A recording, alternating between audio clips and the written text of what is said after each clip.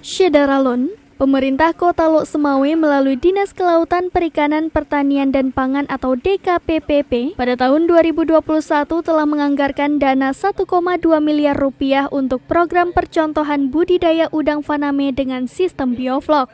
Lokasinya di Desa Utenbai, Kecamatan Banda Sakti, Lok Semawe. Program percontohan ini melibatkan 60 warga yang tergabung dalam 6 kelompok pembudidaya ikan atau udang atau Pokdakan, binaan Koperasi Produsen Serba Usaha atau KPSU Monjaya. Program percontohan ini pun telah menjadi maksimal hingga sekarang. Bahkan, pada Selasa 18 Oktober 2022 sore telah dilakukan panen untuk kelima kalinya sejak program ini dijalankan. Di mana saat panen Selasa sore, ikut dihadiri Kajari Lok Semawe Dr. Muklis SHMH, Asisten 1 Setdako Maksalmina SHMH, dan PLT Kepala DKPPP Lok Semawe Bukhari. Sedangkan pada malam harinya juga datang Kepala Dinas Kelautan dan Perikanan atau DKP Aceh Aliman SPI MSI.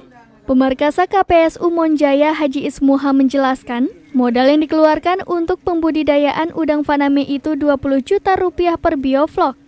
Sedangkan saat panen yakni dalam durasi 120 hari bisa meraih uang hingga 40 juta rupiah per bioflok. Artinya keuntungan 100% dari modal. Sementara PLT Kepala DKPPP Lok Semawe Bukhari mengatakan, budaya udang faname sistem bioflok ini dinyatakan telah berhasil. Bahkan sudah mampu memberdayakan ekonomi 60 anggotanya.